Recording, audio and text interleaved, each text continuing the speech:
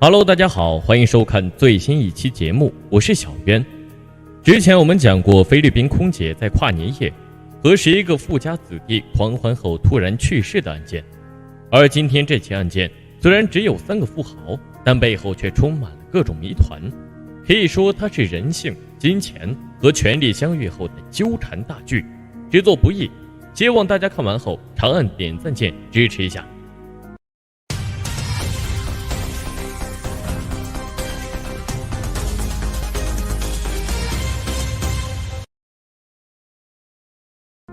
故事得从今年2月24日的泰国首都曼谷说起。当晚，泰国曼谷救援队值班室的水警接到电话，对方说有人在湄南河溺水了。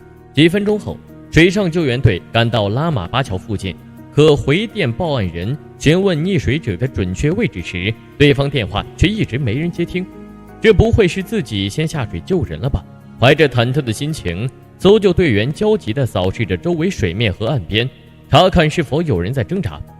在水面上虽然没发现异常，但他们却发现岸边一个停泊点上围满了人群。如果不出意外，那溺水位置很可能就是那里了。救援队立即开了上去，准备搭把手帮忙。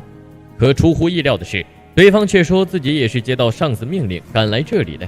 至于溺水者现在究竟在哪里，他们也不知道，只知道同事现在正在和涉事游船交涉。这时救援队再次回电报案人，可依然无法接通，所以他们只能在船上等待。可将近1小时后，还是没人告知他们溺水者落水点。领队表示，我们连溺水者是男是女都不知道，报案人联系不上，警员又一直在踢皮球，唯一能跟我们说得上话的却是一群记者。无奈之下，救援队只好驾船沿着河岸从上到下游了几个来回，中途还下水搜索过，可由于光线昏暗等原因，他们一无所获。直到第2天，救援队才知道他们昨晚原本要救的人是37岁的泰国女明星唐默。从24号溺水报案到26号中午，唐默尸体漂浮在水面上，这期间足足过去了30多个小时。将尸体运回警局后，警方对其进行了尸检，发现死者肺部含有泥沙，初步判断他是溺水窒息死亡。毒理化验表明其没有吸毒或嗑药，身上也没有明显的针孔等痕迹，但却有几处明显的伤痕，包括右大腿内侧有30厘米长伤至腿骨的伤口，在这个大伤口下方的小腿上有个指甲大小的洞，左小腿上则有一个20厘米长的轻度伤口。最奇怪的是，他的右手有几个连在一起的斑点，形状跟牙齿的弧形非常相像，似乎是被人咬过后留下的印记，但由于肿胀原因无法直接确认。37岁当红女星溺水身亡的消息曝光后，立即引起了泰国民众的关注，随之而来的是溺水事件背后的种种谜团。根据媒体的报道，除了死者唐默，当晚在船上的人还有另外5人，包括3个富商、1个名媛和死者的经纪人。3位富商分别是连锁店老板乔治、旅游业大亨博尔、科技公司 CEO 罗伯特，其中唐默只认识自己的经纪人。根据经纪人在新闻发布会上的说法，唐默后半夜时突然要上厕所，但由于厕所旁有很多杂物，所以他便绕到船尾后方便，而自己则继续在船头玩手机，直到后来转头看向船尾时，才发现不见唐默踪影，这才急忙和船上其他人一起搜寻。可由于当时船一直在向前开着，他们根本就不知道唐默是什么时候落水的，这也是为何他们无法向警方提供准确落水点，这才有了前文中搜救队在干等的一幕。这个解释看起来很合理，但立马就引起了粉丝的质疑。作为一个女明星，真的会当众在船尾后当众方便吗？就算当时是后半夜，岸上人员稀少，但船上也还有其他人在。而且从当天下午死者社交媒体分享的照片来看，唐默穿的是连体衣，如果要方便，那得把衣服从上面脱下来，这就几乎等于是赤裸面对众人。要是被一些人偷拍发到网上，那岂不是自毁前途吗？可更让人不解的是，这位经纪人当晚在发现唐默溺水后，不但没有在现场等待警方救援，而是直接跑回家大睡一觉。由于案发时已经是后半夜，经纪人在经过1天的奔波劳累后回家休息，多少还是合理的，毕竟搜救工作已经交给专业的救援人员。可船上另外4个人的表现就不太正常了。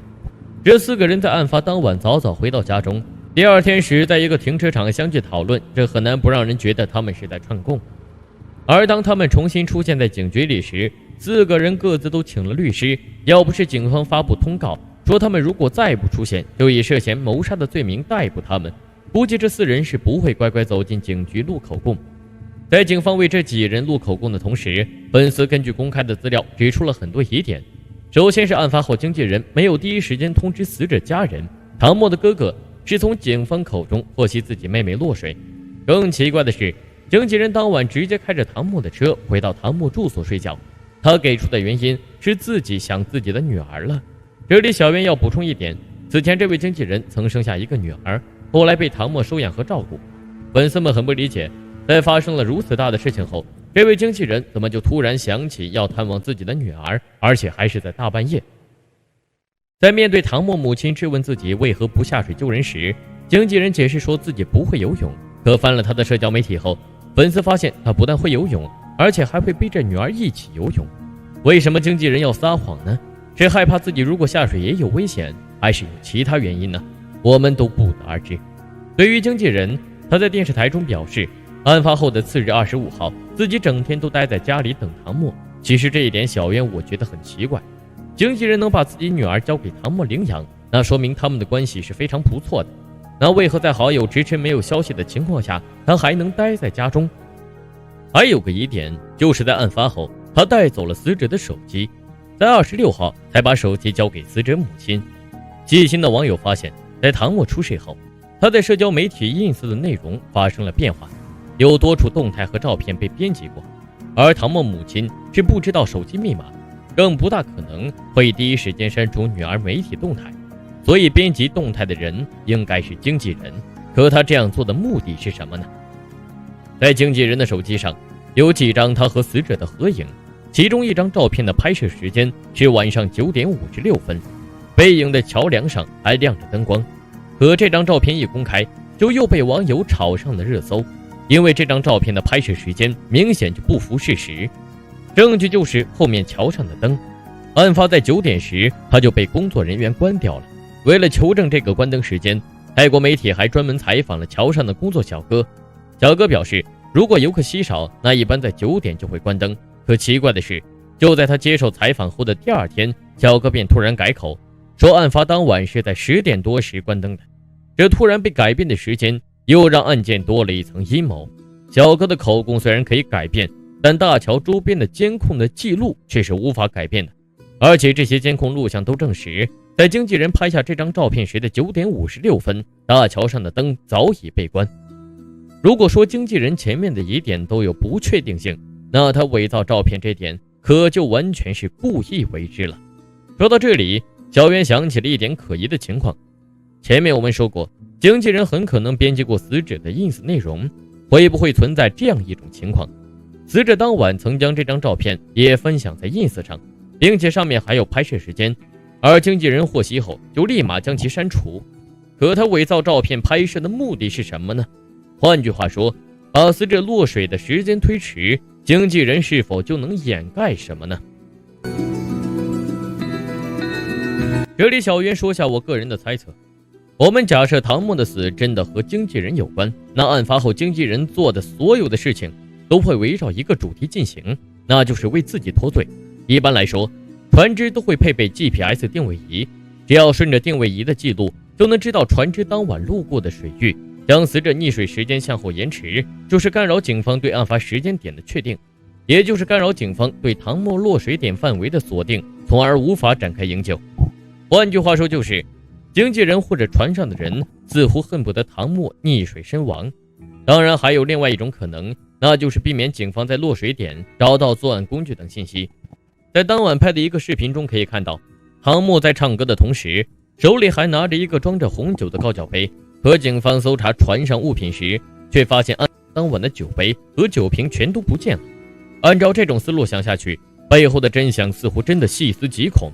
当然，这只是小渊我个人的猜，结果究竟如何，还得看泰国警方具体调查进度。不过一说到泰国警方，奇葩的事情又来了。根据当局公布的资料，单从尸体伤口外形上看，死者的伤口不排除来源于刀具类物体的可能。那船上平白无故哪儿来的刀具呢？根据唐默身上的长条状伤痕，船尾的螺旋桨引起了警方的注意。在高速转动时，螺旋桨的桨叶就是一把锋利的刀，结合唐默腿上一处深至剑骨的伤口，似乎更能说明唐默是在船尾方面时发生了意外。如果泰国警方第一时间对螺旋桨进行采样，就能知道桨叶上面到底有没有死者 DNA， 也就能知道经纪人前后矛盾的死者排泄说究竟是真还是假。可泰国警方不但没及时取样，还让螺旋桨在水里泡了几天。后来他们把涉事游船拉回河中进行模拟，一番捣鼓后，螺旋桨居然掉到河里。事后警方甚至根本不在意，因为他们认为该收集的证据都收集了，还把它捞上来干嘛？让它沉在河里，反倒眼不见心不烦。看到警方如此敷衍的态度，当地民众实在看不下去了，所以自发请人打捞。这边潜水员刚下水，另一边警方就发布通告，说他们会派人下水打捞。最后虽然打捞到了螺旋桨，可民众发现警方捞上来的螺旋桨总感觉和之前的不太一样。除了螺旋桨这件事外，警方最大的疏漏就是没有及时传召涉案人，而是案发几天后才为几人录口供和取证。而在为富豪罗伯特取证时，罗伯特说自己刚执法，所以无法提供 DNA， 而警方居然同意了，并表示会用照片进行对比。说到这里，小袁不得不感叹泰国警方相机的质量真好。根据媒体公开的资料，在唐默3岁的时候，父母已经离婚。离婚时父亲相当于净身出户，除了女儿的抚养权，因此在很长一段时间内，父女两人的生活很是拮据，不停的搬家。社交媒体上，唐默还分享了大量自己在不同年龄段和父亲的合影。只可惜父亲后来因病去世。父亲的去世，感情的受挫，让唐默甚至患上了抑郁症。和其他千金或者名媛相比，唐默的一生可谓充满崎岖。本以为在娱乐圈能崭露头角时，生命却永远定格在37岁。粉丝在为唐默不幸去世消息哀悼的同时，也因他母亲的行为倍感愤怒。唐默母亲在电视台上曾说，博尔和罗伯特每天都会给我打电话，我原谅他们了，因为他们一直在道歉。他口中的这两个人其实是案发时船上的两个富豪。粉丝实在无法理解，你女儿的死可能和这两人有关，只因为他们每天打电话给你，你就原谅他们了吗？而接下来唐默母亲就更加语出惊人，当着观众的面，唐默母亲说道，博尔是个非常有礼貌的人，他很坚持，每天都会打电话来哭。他让我算一算，如果唐默得到了一个角色，酬劳差不多是80万到100万泰铢，如果唐默还能活30年，那就是3000万泰铢。听到这话，主持人倍感震惊。阿姨，您的意思是他们每个人都会给你3000万泰铢吗？唐默母亲冷冷地回答，他们有钱吗？期间还冷冷笑了一句。在自己去世女儿尸骨未寒时，作为一个母亲，居然接受了嫌疑人的道歉，还准备收下对方的3000万。另外一边，根据警方的调查，涉事游船执照已经过期，船长没有行船资格，船上救生衣也不知去向。所以如果真要追究责任的话，那使用这艘游船的两个富豪是很可能会以过失杀人罪被追究。这也是为何案发后博尔和罗伯特两人频频致电唐默母亲，希望能获得她的原谅，降低自己被起诉的可能，甚至还不惜花上3000万泰铢的封口费。当然3000万可不是说拿就拿的。在女儿溺水后，唐默母亲在家门口收到了一封匿名信件，里面装有一张纸条以及一个光盘。光盘里面是一则关于溺水的场景非常暴力的 MV， 言外之意就是警告唐默母亲不要乱说话。而就在收到这封信件的几天后，其中一个涉事富豪便透露自己会支付唐默母亲3000万泰铢的安慰金，很难不让人有种打了一巴掌后再给个甜枣吃的感觉。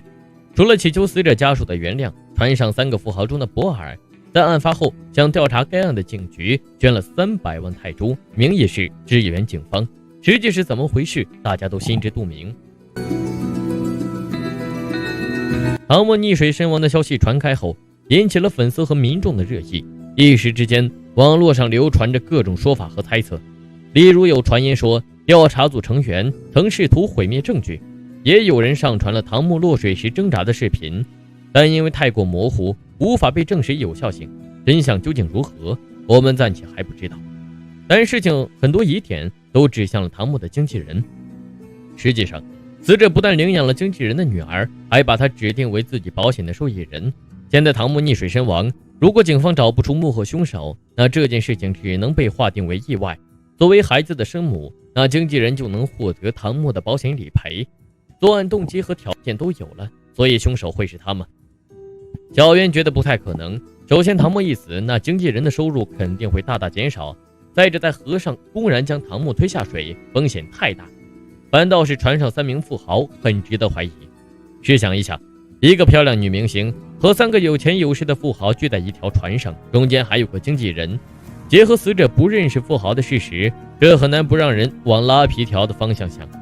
负责尸检的医生也表示，死者指甲有抓扯的痕迹，其中一只眼睛非常肿胀，嘴上的牙齿还断了一颗，颈部有一圈勒痕，似乎与别人发生过争执。同时，细心的网友在媒体公开的照片中发现，当晚靠岸时，富豪的衣服上有被撕开的口子。更加细思极恐的是，网友还爆出了3个富豪中的博尔此前因为自己输了赛车，派手下带着枪上门找主办方理论，在泡夜店时还喜欢给女孩下药。将所有的疑点集中在一起后，真相似乎若隐若现地浮出了水面。但至于真相如何，还需等待警方进一步的调查。但这个调查结果会是什么呢？恐怕又是一个心知肚明的问题。我是小渊，我们下期再见。Hello， 大家好，欢迎收看最新一期节目，我是小渊。对于女人来说，有3样东西是她们梦寐以求的，分别是美貌、财富和家庭。尝过生活冷暖之苦，历尽时光花开花落的女人更是如此。而本期女主人公就曾经拥有她们，可以说她是幸福的，但也是不幸的，因为她比其他女人多了一份14年的逃亡之路。今天我们就来艺术性的讲一讲这位被称为日本版劳荣枝的女人。故事内容非常精彩和狗血，制作不易，希望大家看完后能够长按点赞键支持一下。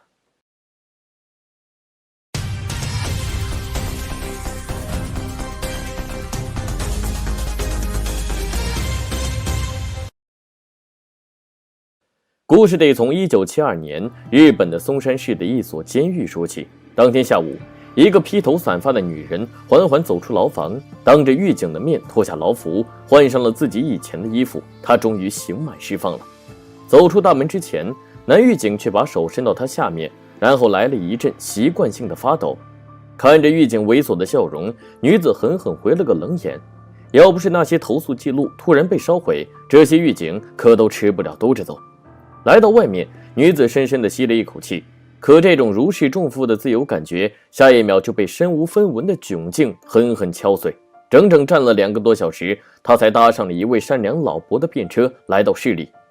街道旁饭店的菜香，马路上恩爱的夫妻，耳旁路人的欢声笑语，本应是美好的事物，却如针尖般狠狠刺向福田和子的失落。站了许久后，和子走进了巷子里贴有招工告示的寿司店，洗碗打扫送餐。和子把以前只会吩咐保姆做的事情全都干了个遍，只为暂时能填饱肚子和有个落脚点。和子工作的寿司店位于一家成人俱乐部出口旁，每夜幕降临，就会有年龄各异的男人进出，时不时搂着光鲜艳丽的年轻女孩走过。几天后，和子照常从住所来到寿司店这条巷子，只不过他走进的地方不是寿司店，而是旁边的成人俱乐部。灯红酒绿的酒吧马上唤醒了和子沉睡的夜场细胞。不到1个月时间，和子便搬进了高级公寓。就在和子沉溺在酒醉金迷的风花雪月里时，他遇到了一个叫做池上的男人。池上原本是一名黑社会，后来因为厌倦刀光火影的生活而隐退江湖，并成为了一家金属加工厂的管理人员。在池上的痴心追求下，和子也从夜场的女陪侍变成了每天来往于住所与菜市场的家庭主妇。2人还养育着4个孩子，但因为怕丈夫家人忌讳自己的牢狱经历，和子一直没和池上正式登记结婚。80年代后，随着当地金属加工业的没落，丈夫的收入也大大减少。为了贴补家用，和子不得不重操旧业。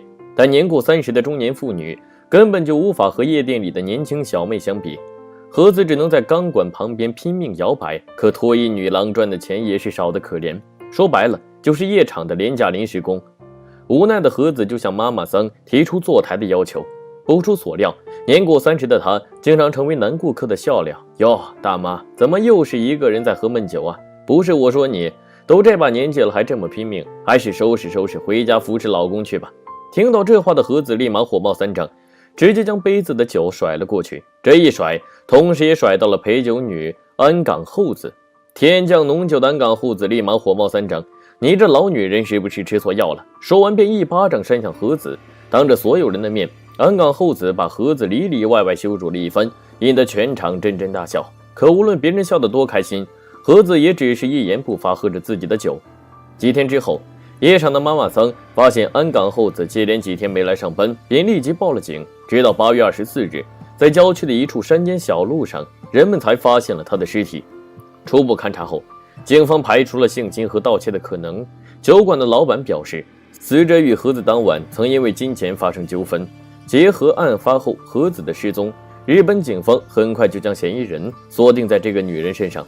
审讯中，盒子的丈夫池上向警方交代了作案过程。8月19日那晚，妻子致电正在上夜班的自己，以要紧事为由，要求他立即赶到松山市的一家公寓。可没想到，一到公寓就看到地上死去的安港后子。妻子表示，安港后子借了自己的钱不还，本想找他理论理论，不料两人却吵了起来。扭打过程中，出于自卫，便用丝袜勒死了他。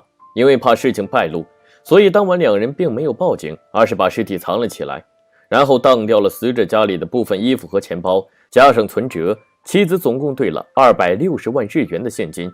本以为妻子会按照约定第二天回来，因为家里还留着安港后子许多名牌衣服，可没想妻子隔天就没了踪影。念及只是帮凶的丈夫主动认罪的情况，警方在池上家中电话加了监听装置，以此给池上一个戴罪立功的机会，把妻子骗回家中绳之以法。虽然隔天妻子的确有打电话回来，但也只是简单的告别，没事，我不会想不开的，有时间我会再打来电话的。说完便是电话挂断的声音。根据调查，这个电话从东京某个公用电话亭中拨出。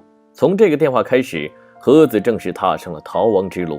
从松山到东京再到大阪，盒子一直穿梭于大城市之间，目的只有一个，利用繁华的车水马龙和人流掩盖自己的存在。在熙熙攘攘的人群中，盒子就如同飘在荒漠中的一粒小沙子，根本不知道下一秒会被哪阵风吹到哪里。而对于另一边苦追盒子的警方来说，就好像在遍布荷叶的池塘中寻找一颗浑浊的水珠。如果在规定时间内找不到这颗水珠，那这滴浑浊将永远消散在湖水中。因为根据当时日本法律的规定，当时的起诉时效为15年。如果在案发15年后找不到凶手，那即使最后凶手主动现身，即使警方手握铁证，凶手也不会受到任何惩罚。猫与老鼠，一明一暗，这场游戏最终的赢家到底会是盒子还是日本警方？时间一定会给出答案。独自带着200多万日元逃亡的盒子，不但要时刻提防警察，还要提防身边的小偷。思考再三后，盒子做了个大胆的决定，从双眼皮、鼻梁再到唇形，从东京到横滨再到大阪，盒子3进3家整容院，只为掩盖自己的容貌。但即使如此，盒子的逃亡路上的艰辛也丝毫不减。由于受害人和媒体的压力，警方向全社会公开了盒子的案件，众筹奖励提供有价值线索的人。几次整容后，盒子200万元的积蓄所剩无几，他迫切需要一份工作养活自己。可来到人才市场后，他发现周围求职的人都是年轻男女，盒子深深感受到了中年危机的窒息感。正规公司不敢进，街边店铺太显眼，兜了一圈，盒子还是走进了酒吧。当然，这次并不是拼命摇摆的脱衣舞郎，也不是衣不遮体的陪酒女郎，而是角落里打扫卫生的阿姨。在酒吧工作过程中，盒子认识了附近一家和果子店的男店主藤原。藤原当时因为妻子离世，整天颓废于酒吧。一个大男人哭成这样，盒子实在是看不下去了，便经常好言相劝。也正因如此，盒子这个红颜知己也逐渐的从酒吧走到了他的店铺。慢慢的，藤原发现盒子很有做生意的天赋，从年轻小孩到工薪白领，再到街坊邻居大妈，盒子总是能让他们成为回头客，甚至还主动改良了店里的点心配方，提出了很多建设性的意见。不到1年时间，藤原就盖起了3层小洋房。可藤原哪里知道，盒子丰富生意经的背后是数年逃亡生涯练就的高超识人本领。每当在外面逛街，藤原的父母总能收到邻里左右的夸奖。在几方吃瓜群众的撮合下，盒子从店员变成了老板娘。每天傍晚店里打烊后，盒子总会独自一人看着日落。今天总算平稳度过，可明天又会是如何呢？看着看着，盒子双眼不禁泛起泪光，抹下了眼角。盒子回到了住所，却不料藤原的父母早已在客厅等候自己。他们表示希望他能和自己儿子登记结婚，毕竟两人在一起生活那么长时间，没有个名分，这怎么都说不过去。可盒子立马以自己前夫的纠缠为由婉拒。他说自己是因为无法忍受前夫家暴才离家出走，如果要回去和前夫离婚，那前夫是怎么都不会同意的。而且自己亲戚和前夫都在一个村子里生活，自己不希望他们被前夫骚扰。听到这样的回答后，店主家人也没继续强求盒子，毕竟相比较于幸福的婚姻，到区役所登记只是一种形式而已。